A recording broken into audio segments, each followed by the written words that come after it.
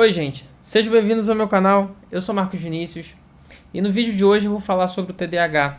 Quero trazer uma perspectiva um pouco diferente do que a gente já está acostumado, porque a minha real intenção é ter um olhar um pouco mais profundo com relação a um dos pontos que se destaca como dificuldade desse diagnóstico. Vamos para o vídeo. Uma das características clássicas desse diagnóstico é a impulsividade. Então a pessoa ela não vai filtrar muito ali o pensar antes de agir. Pode ser levado pelas emoções, pelo prazer, enfim. Mas olha que interessante. Uma das melhores tomadas de decisões que a gente pode ter, de forma coesa e inteligente, é quando a gente pensa, quando a gente sente e depois a gente age.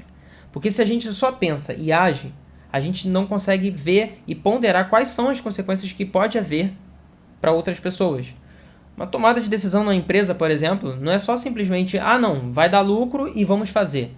Né? Vai dar lucro, mas quais são as consequências que pode ter na galera que trabalha aqui, por exemplo? Que aí talvez a galera, não vai dar mais para trabalhar aqui, pronto, já afetou a própria empresa, vamos dizer assim. Se um político vai e toma uma decisão, não, vamos fazer esse projeto de construção e tal, e aí ele pensa e faz.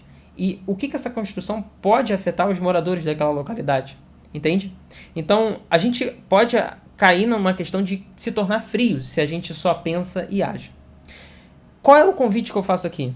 Se a gente começa a olhar para a criança, de lidar, de educar, pensando em como ela está fazendo essa gestão do pensar, do sentir e do querer, aí sim, aí a gente consegue ter um resultado melhor e ajudar ela a fazer essa gestão.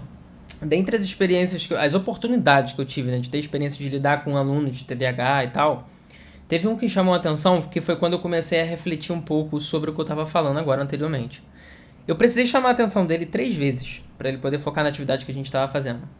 E aí na terceira, eu falei, olha só, porque ele estava se distraindo conversando com alguém, ou alguém estava conversando com ele, ou ele puxava assunto, enfim. Eu falei, olha só, o tempo que você conversou e não deu conta da atividade, eu vou precisar tirar do seu tempo de conversar e brincar, que é o recreio, pra gente poder dar conta dessa atividade.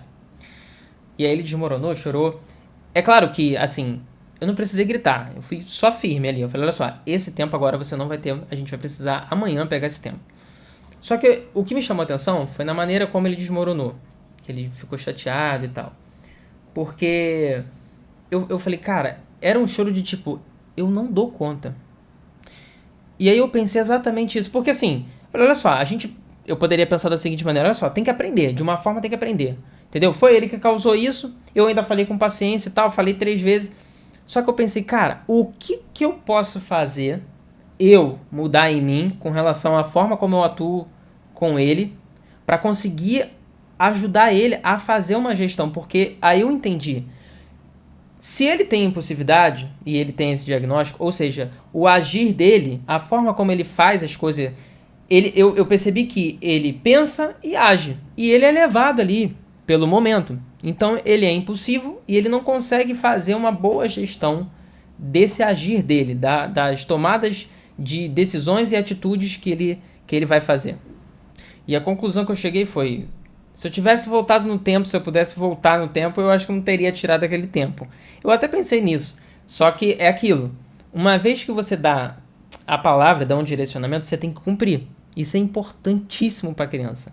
Porque senão ela não consegue reconhecer em você a firmeza. Não estou falando firmeza de gritar, tá? Não confunda dureza com firmeza, tá? E também ela não vai entender o que é justo, porque ela vai falar, não. Se ele falou, ele vai cumprir, porque ele é justo. Então, se ele falou que ele vai tirar meu tempo, ele vai. Às vezes a gente falava, né, nós professores, a gente falava, olha só, teu tempo ali, você vai ter que perder um tempinho ali, né? Eles mesmo no outro dia, olha só, perdeu tempo, tá? Eu já sei, eles mesmo, porque eles precisam disso. Não é uma questão de ser ruim nem nada, é mais questão de ser justo, de ser firme, e eles se organizam dessa forma, eles precisam disso. Mas a questão é, eu comecei a levar em consideração o pensar, o sentir e o agir.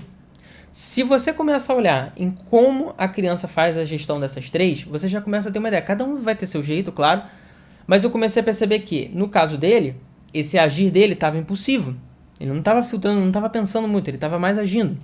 Então o que eu comecei a fazer? Intencionalmente, eu redobrei a minha presença física ali, a minha atenção ali com ele, né? Então comecei a ficar mais tempo ali, dar um pouco mais de instrução, vi que em algumas atividades ele não conseguia dar conta de ficar por muito tempo. Então eu diminuía um pouco aquela atividade a fim dele que ele conseguisse dar conta para depois ele fazer uma outra.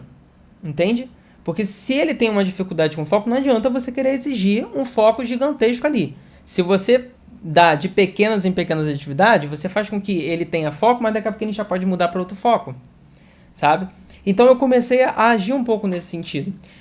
E isso melhorou a minha relação com ele, porque tornou mais leve, tanto para ele quanto para mim. E ele conseguiu dar mais conta. Fica mais leve para quem lida, porque você não precisa estar chamando também a atenção toda hora. E também você não precisa também, né, que eu acho que deveria, né, todo mundo ter esse tipo de pensamento de tipo, pô, até onde eu tô exigindo demais? Então fica mais leve pro professor, sabe? Tem gente que não liga, enfim, já adianto, na minha opinião, está totalmente errado, tá? Porque se você lida com alguém que você ainda está educando, significa que você está numa posição com relação ao racional melhor do que ela, com mais desenvolvimento, com mais amadurecimento, e você precisa passar isso para ela, né? É uma questão de que a galera hoje foca mais na matéria em si e não no ser humano. E dá para fazer os dois ali, ou seja, eu fui no ser humano, mas também ajudei a ele com a minha própria matéria. Conclusão: nenhuma criança nasce pronta, a gente precisa ajudar ela a se construir. Então, use de maneira intencional essa observação. Observa como é que está o pensar, como é que está o sentir, como é que está esse campo das emoções, como ela se relaciona. E observe esse agir, porque isso ajuda muito. Só uma observação. Eu não sabia até então que ele tinha esse diagnóstico de TDAH. Então, pelo fato de eu ter esse tipo de observação, eu já consegui ajudar de acordo com o que o diagnóstico dele precisa. Entendeu? Esse foi o vídeo. Não deixe de curtir. Se inscreva aqui na página, porque eu vou estar sempre trazendo conteúdos como esse. Interaja comigo. Fale aqui nos comentários o que você achou. Dê suas sugestões. E até o próximo vídeo.